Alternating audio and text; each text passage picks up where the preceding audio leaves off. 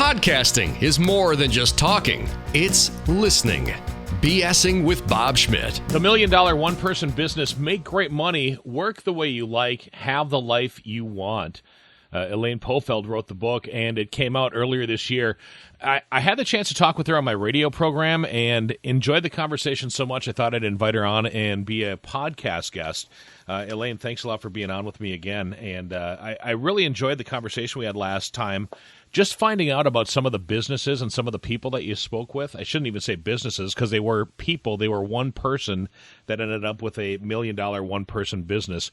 What a cool concept for a book. Bob, it's great to be back. I really enjoyed the conversation, too, and I thought you asked great questions about small business, so I'm glad to continue the discussion. I really kind of stumbled upon the idea for this book through my coverage at Forbes. I write about the one-person business for Forbes, and in doing my blog, I came across statistics from the U.S. Census Bureau that showed that there was a certain subset of one-person businesses that was bringing in more than $1 million. And I got very curious about it because I knew a lot of one-person businesses and they were not bringing in that much. And I said, what are they doing that's different from what the average small business is doing? What industries are they in? How are they making money? So I started slicing and dicing the data, and I was able to find out about the industries, but not really exactly what they were doing. So through my blog and other coverage, I asked readers to get in touch with me and tell me how were they breaking 1 million in a one-person business. And that touched off a journey that lasted the past several years. It was about 3 years ago that I first started writing about it. And it was so interesting to find out what they were doing because no two of these businesses seem to be alike. They're across many different industries. So it's been a lot of fun. So Elaine, do they, you say that they're not alike, but do they have the same sort of beliefs or the same set of rules that they follow? Or is there some common thread that weaves back and forth between, the multiple businesses that you spoke with? Absolutely, Bob. That was what was so interesting. The main categories that I found of businesses that are breaking 1 million are 6: e-commerce, manufacturing, informational content creation, professional services and creative businesses, personal services firms, and real estate. And those would seem to be completely different types of fields, and they are. But what they have in common is that the owners have thought about how to scale what they can accomplish beyond what one person can ordinarily achieve. And they're doing it with free and low-cost resources. One of them is outsourcing. There is also automation. There are a lot of tools that can help you run a business more efficiently today. And they're also relying on a network of other freelancers who are helping to support them and whose businesses grow when they get business from the original business. So it's quite interesting. I think a lot of resources have come together in the last few years that make this so much more possible than ever before. And that's what's so exciting. The number keeps going up.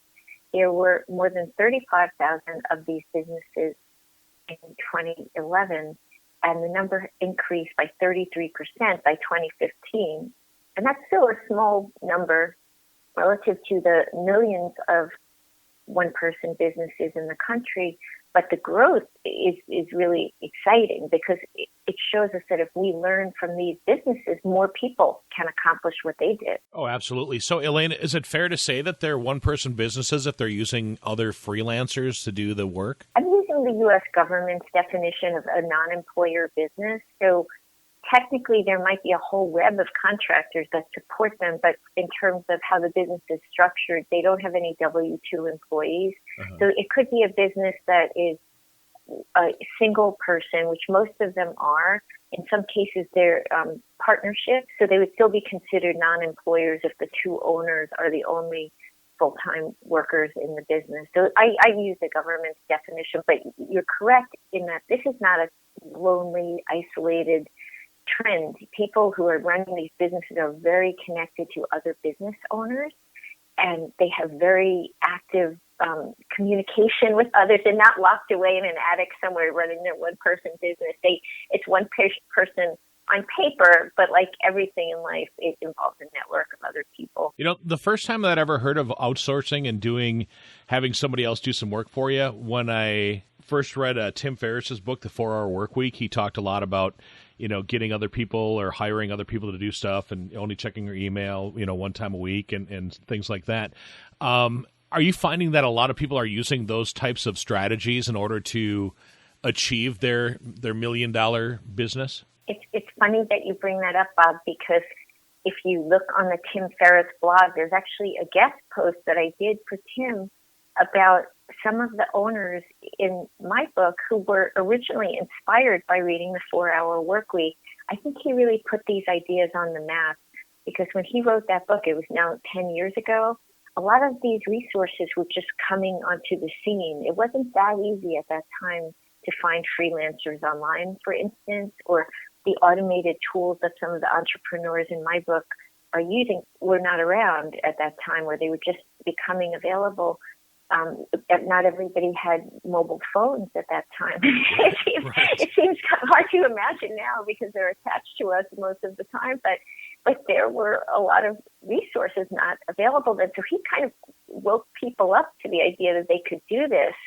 And his timing was impeccable, because now all of a sudden a bunch of these resources came onto the market and people could use them. And they started becoming very creative in tailoring them to their own business. And so the idea of automation, for instance, I use a tool called Schedule Once to schedule my appointments when I do a phone call for an interview. That's an automated tool. Another person who might be shipping products might use a shipping app to package up the products correctly, with the right labels and that sort of thing, to save time on that front. So it can be very industry specific too. And I think the people that do well with this really become a student of these different tools without going totally crazy, because they still have to run a business. But they look for the ones that really have a high impact and will spend the money for them if they cost a little bit, to free up time to think about the bigger picture of growing the business. Right. Elaine, I'm guessing that a lot of people that pick up your book want to know, what kind of idea can I come up with, or will the book help me to, come up with my own $1 million idea? Do you have any ideas on different businesses that you could start, or perhaps if you have a business already going that you'd be able to parlay that into perhaps $1 million business? I addressed that because that was the number one question when I was working on the book that people would ask me. They would say, I would love to start $1 million one-person business, but I need an idea. How do I come up with my idea? And so the appendix of the book has some exercises that will help people uncover their $1 million idea. It isn't that easy. There isn't just a set formula where you do this one thing and bingo, you have $1 million one-person business. But what I recommend, based on what the entrepreneurs in the book did, was to think about your various skills and gifts. Everybody has some things that they're good at, and some of them they're being paid money for at the moment. Some of them might be things that they give away freely, as a volunteer, or they do for their family, or use in other contexts, like it's an interest of theirs. And then think about which ones you would be willing to monetize. There's certain things that you might do that you love and enjoy and are your passion, but you don't want to make them into a commercial enterprise. Maybe your yoga practice isn't something that you want to turn into a moneymaker. You do it for yourself, to renew yourself. So you have to think about what things you could handle in a commercial way comfortably. And then you need to think about the market. If you were to turn your skill or the product that you create into something to sell, is there a market for it? And you need to do a little bit of market research. And fortunately, it's very easy to get market research reports these days. It will cost you a few $100s, but they're very thorough. And they'll give you a sense of whether people are buying what you have to sell. If you're doing a brand new product or service that no one has ever heard of before, you can beta test it. And one example of how to test the market was a company called Brooklinen that I profiled in the book. It's run by a husband and wife team, and they came across a set of sheets that they loved that were really expensive. I think they were like $800 for the set of sheets. And Wow. they said $800 yeah, for sheets? that's a lot of money for sheets. You got to be a millionaire in order to have those kinds of sheets. Or a million thread count, right? Yeah, no kidding. Yeah, and so they said, well, we love these sheets, but they have to be. There should be a sheet of this quality that's available at a lower price point. So here's our market opportunity. And they started researching how sheets are made, and they found out there are a lot of middlemen in the sheet making process that add to the cost. So they said, well, what if we go with a direct-to-consumer model and come up with our own? And so they basically taught themselves this whole industry by reading books and articles and talking to people. And they went to the floor of some big home goods type stores and surveyed people and said, how much would you be willing to pay for a set of sheets? And I think it was about $100, that most people said they'd be willing to spend. And so they came up with sheets in that price range that they sold direct to consumers through their website. And one of the things that they did that was a little different than a lot of the other sheet makers was make patterns that appeal to both men and women, because apparently women buy most sheets. Mm-hmm. And they came up with designs like window pane plaids and things like that a guy would buy too. And the business just took off. They wound up raising venture capital. They're no longer a one couple business anymore because they grew so fast. But that was how they came up with their idea. And I think it was a passion, but their life previously did not revolve around sheets. It was something they were interested enough in to research and live with every day as their business. Well, isn't that what they say? In order to have an awesome career is to do something that you love to do and figure out a way to make money doing it. And I mean, it sounds kind of like that's what they've done. Have you found that? Yeah. Have you found that to kind of be the case with a lot of these people that you've talked with? Yes, I think so. But I think what I found interesting was they have a few things that they love, and they figured out which one was the one they wanted to make money from. Mm-hmm. So Camille and Ben Arneberg run a store called Willow and Everett on Amazon, and they're a young couple. They're very athletic. Their first business together was selling running compression sleeves, which are an inexpensive accessory that goes around the arm when you're running to hold things to your arm. And no one really bought them. And so they realized that although they like this type of accessory and they love running, they couldn't turn that passion into a business that people were going to support by buying the product. So they pivoted and they said, well, what else are we interested in? And Camille is interested in photography. She has a photography business also. But they didn't see that as the scalable business they would do together. And they also loved having friends over for parties, and they would buy, they like buying decanters and mugs and things like that to accessorize the table. And so they decided they would sell those types of things on Amazon, and they did that, and it took off. And they would test each product to see what would sell. They'd order small amounts, and then if people didn't buy the product, they would sell it for a discount and then double down on the products that did really well. And that was how they built a very successful business. And I was so happy to get their email one day in my inbox. They told me they got to 1 million in about a year after starting. They set a goal to get to 1 million, and they did it. And now they have other businesses too, and they're advising other people in startups. It led to a lot of good things for them, but it wasn't a straight path. I tell that story because I think it's important for people not to give up if their first attempt doesn't work out. But the way you insulate yourself from that is don't spend all your money on the first thing that you try. Do it in a small way and test the market, and then see what the market says. It does make you feel vulnerable when you put something out there. I feel that way when I put out my book. You think, okay, now the court of public opinion is going to judge it, but you have to take some personal risks in order to start a business. And then you might be surprised by what people respond to. You. Some little product that you introduce that you don't think anyone will like will become your big hit. And then maybe something you thought everyone would like might have some unexpected difficulty that it comes with when it comes to selling. Right. So you do have to experiment a little bit. Elaine, have you found that the majority of people that you talked with had that one thing that they weren't sure was going to make it, and then that was their big product, if you will? Yes, I think that was pretty common with them. I mean, sometimes they had a main product and they were pretty certain it would sell, but there were iterations of it. So, for instance, one of the businesses is Tools for Wisdom. It sells stationery and planners on Amazon. And the founder, Laszlo Nadler, designed many planners, and some of them have done better than others, and I'm sure that the one that was his personal favorite may not have been the one that always sold the best, because it's, it goes out into the marketplace and people will choose what they like. But when he finds out which ones do well, then he will bring his attention more towards that product. And I think that's very common.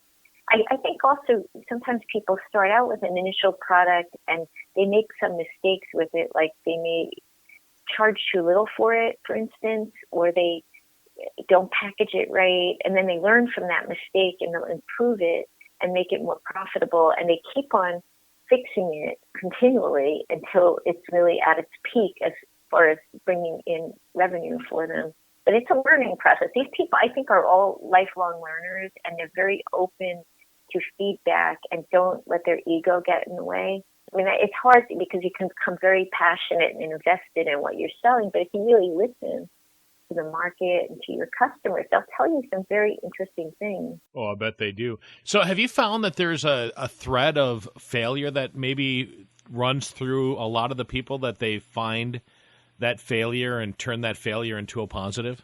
Definitely. I think that anybody who wants to start a business has to cultivate resilience in themselves, because there is a lot of rejection in being in business for yourself, no matter what you do. Even if you're in a so-called safe business, you could be an accountant in your own accounting firm. But when you're pitching new business, some people will say no, and you may have clients that don't like what you do or criticize you on Yelp or whatever it may be. I mean, we're in the age of feedback, so for better or worse, you're going to get a lot of feedback and rejection.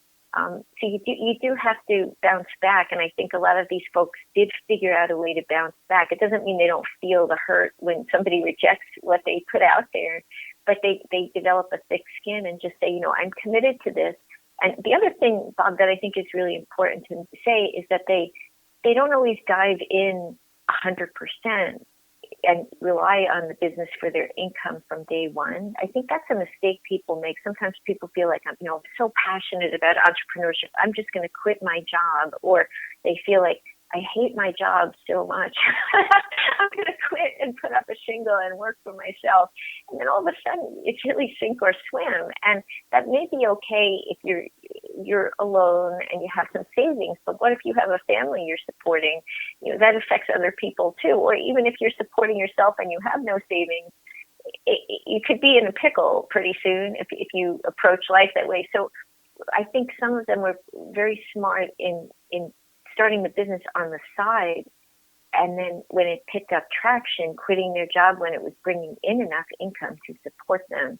It sounds cautious, and I know entrepreneurs are risk takers, but I actually thought a lot of them mitigated the risk and gave themselves the runway they needed so that if the business didn't bring in money right away, they didn't have to just close up shop. They had money coming in from their job or from a spouse's job or some other source, so they could keep it going. Now, you mentioned that, close up shop. Are most of the businesses that you had the opportunity to talk with, are they shop owners? You mentioned shingle, putting up the shingle, or are they doing their sales and whatnot online? A lot of this takes place online. The e-commerce stores are one that I mention a lot because I think that field is probably the most accessible to anyone. Obviously, somebody who's got a retail background would probably have more knowledge to start with, but that's something where you don't necessarily need professional skills that you would get in like a business school or somewhere like that. You can learn it on the job.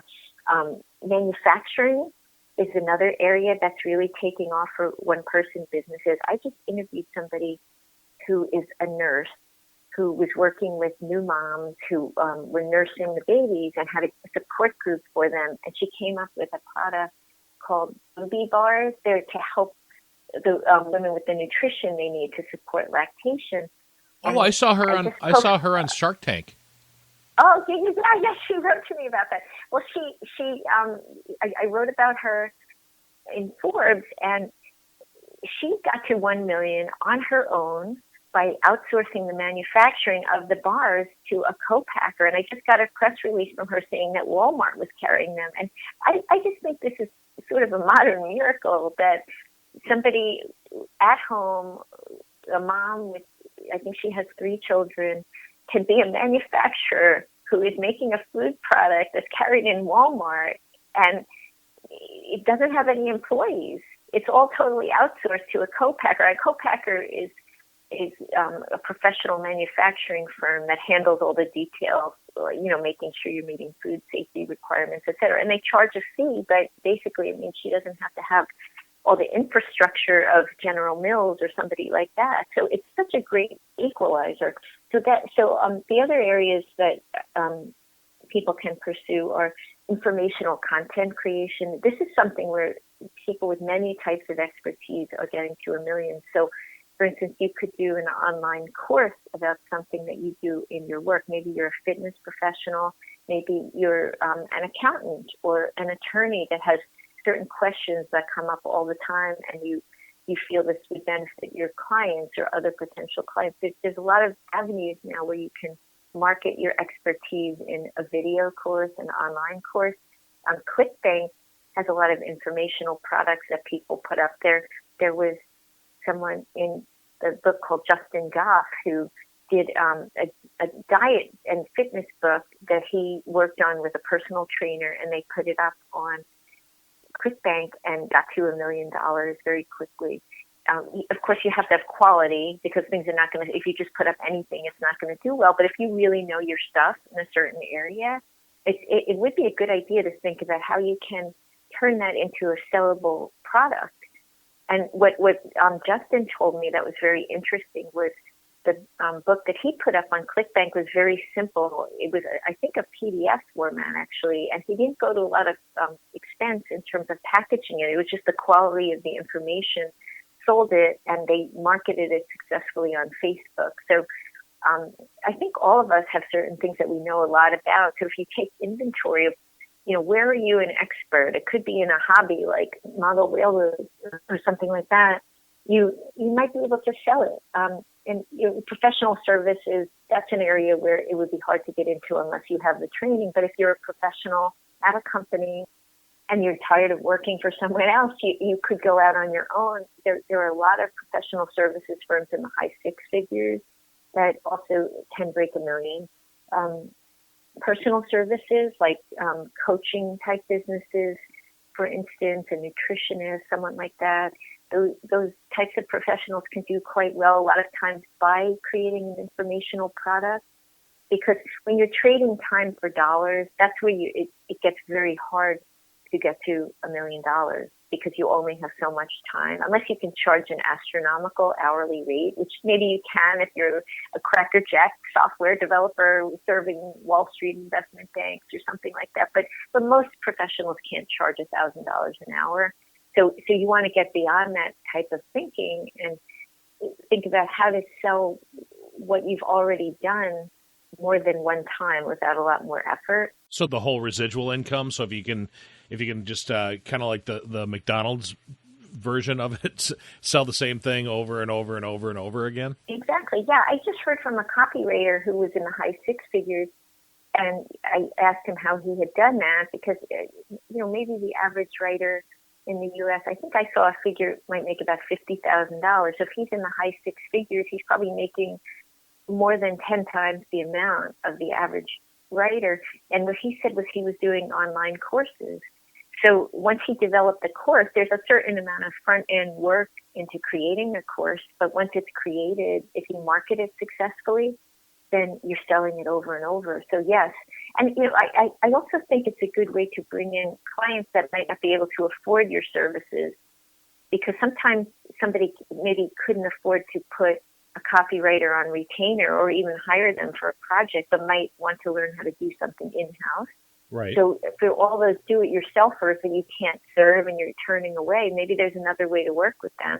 And then when they have more budget, they can come back to you and do the full service version of what you have to offer. The one last area that that a lot of people are getting into is real estate. There are quite a number of people that are breaking 1 million in real estate, and one of them in the book I mentioned was Corey Binsfield, who lives in Duluth, Minnesota, and he started out. He's also a financial planner, and he bought his first property many years ago when he was new in business. And then he kept on reinvesting in more real estate, and now he has 116 rental properties, and it throws off a nice income from him. And he considers it a hobby. He goes skateboarding. He loves skateboarding around Duluth, and he calls it skateboarding for dollars. He looks for properties that might be up for sale, and he's even started consulting and advising other people on properties that they're thinking about buying. So that's one that might be good for people that have some money to invest. Maybe you've saved up some money for retirement and have more than enough right now, and you want to do something that keeps you busy, that could grow and increase your nest egg even more. That could be a good option. Elaine, a lot of people have extra gigs, as they're called now, rather than part-time jobs, and the whole gig economy that's out there. Do you do anything on the side? Do you own a business at all? I do own a business. Yeah, I've been in business for 10 years. I'm a freelance writer. And I started out mostly doing journalism. I write for publications like CNBC, Forbes. I've written for Money and Fortune. And I branched out to some other things. So I now do content marketing and I do ghostwriting. One thing to be aware of if you are not in business but are thinking about going into business is you probably won't end up doing exactly what you thought, because so many fields are changing rapidly right now due to technology. So the media industry, as I'm sure you know, Bob, is in total upheaval right now. And it's bringing a lot of new opportunities, but some of the old ways of communicating are fading out. So if I stayed a newspaper journalist, as I was at the beginning of my career, I wouldn't have much of a business because a lot of the newspapers are in trouble. But I write for a lot of online publications now. My ghostwriting is using the same skills, but for a different purpose. I've branched out into book writing. Content marketing uses a lot of the same skills. A lot of times I'm writing the exact same types of articles for people for their website that I would have done as a journalist, but I'm just doing it under the name of content marketing. So I think it's important that you evolve continually when you run a business and keep on changing with the times. And if you do that, you'll have a thriving business. My business has done very well, and it gives me a great lifestyle. I have 4 children, and so I have a really busy lifestyle, and I'm able to have a very flexible work from home lifestyle because of the business. Right. Well, and it's funny because you'd mentioned the whole media thing, and media has changed. I've been doing radio for the last almost 30 years and started off doing music radio, then kind of moved myself into talk radio, and now kind of getting myself into podcasting and actually starting a business, podcastforhire.com. So I hope to eventually do more of these types of interviews for people that are looking to get their message out there and to help them kind of get their message, to the masses by podcasting. I think that's a great idea, Bob, because I think podcasting is really exploding right now. I cannot believe how many people are doing podcasting and doing it well. It's a really great way to get your message out. And I think there is a demand for people who don't know how to do it, to get help from people that are experienced in radio like you are, because there are, like in any field, tricks of the trade as far as a great production. So I think that you'll find you have quite a bit of business as a result of that. And I think some new things will come out that we don't even know about. And I think it's so important that as you're doing whatever you're doing, you keep on paying attention to all the new things that seem so new that you shouldn't even try them yet, but be open to trying them. Well, I appreciate that. Is that what you found with a lot of the successful entrepreneurs, that they were able to maybe take a new technology or a new fangled idea and turn that newfangled idea into money? I don't think that many of the people in the $1 million one-person businesses were really turning brand new ideas into money. A lot of them kind of jumped into an idea when it was maybe a year or two old. For instance, the e-commerce entrepreneurs, it wasn't brand new, but they were early adopters. I would say. And it's important sometimes to get the first mover advantage in any new business. You don't want to be like the last to the party, because by that point there'll be too much competition. But if there is something you really want to do and it's already being done widely, what you can do is try to find a niche that's very narrow, but you can do really well. That can help a lot. And in the book, I interviewed David Fairley, who's a business broker, and he was telling me about all the different businesses that he sells that have done quite well in e-commerce. And there's, selling things like muck boots, which are special boots for walking through the mud, or ceramic garden gnomes, and, all kinds of crazy things that you wouldn't think there would be enough people to buy. But they do buy them. And what he told me, which I thought was really interesting, is how you can compete with the Amazons of the world is to really bring your skill as a curator to the product. So if you know something really well, then people come to trust you instead of sorting through a giant website that has every product known to man. And that's actually what Alan Walton did. Alan Walton started a store called Spy Guy. He's I think he just turned 30, but he was in his 20s when he started the business. He had been a retail clerk making $11 an hour, selling spy cameras in a store, and he learned all about spy cameras and which ones broke and which ones didn't break, and then he took another position, and then he finally decided to start his own spy camera store online. So he was able to really pick the right cameras and give very knowledgeable advice to his customers. So the business took off, and he got to $1 million as a one-person business. Now I think he's up to about 3 people, because he needed customer service people. But the point isn't to stay one person. If you prefer to be one person, you definitely want to be in a high revenue business because you need the insulation of the high revenue. Mm-hmm. But if you reach the point where it makes sense to scale, I am the first to say go ahead and do it, because a business is a journey and it's dynamic, and opportunities are going to open up, and sometimes it makes sense to just keep on growing. Elaine, I want to ask you, your chapter 2 is titled "What Makes $1 Million One-Person Business Work?" So can you sum that up and give us an idea of what makes that $1 million one-person business work? Well, but what makes them work is really the mindset of the owner. Somebody who just goes into business to do what they love but doesn't really think about growth is probably not going to get to 1 million. You have to be thinking about the business side of things more than many entrepreneurs do. I'm a creative like you, and so I think maybe it's not our nature to be looking in our QuickBooks all the time and that sort of thing. Maybe we find it a little boring. But if you really want to grow a business like this, you have to be on top of those things. And maybe it's getting a bookkeeper or a really good accountant, but you do need to set goals for growth, and you need to evaluate whether your efforts are working. These folks were very good at looking at metrics. If they introduced a product, they were looking at whether it was really selling and not just continuing to sell something because they loved it, even if no one wanted it. And I think it's really constantly thinking about how do you protect your time to work on the big picture of the business and strategy, growth, marketing to key customers, and stay out of the weeds. And that's tough to do when you don't have employees. It's a little easier to do when you have an admin and you have people sitting around you. But if you don't have the budget to hire employees, then you need to think about, okay, so how best do I handle this task? For instance, the scheduling of appointments. I was thinking of hiring an admin to do it because I have to schedule so many appointments. But then I thought, well, there's some weeks where I don't have many appointments, so what would that person do?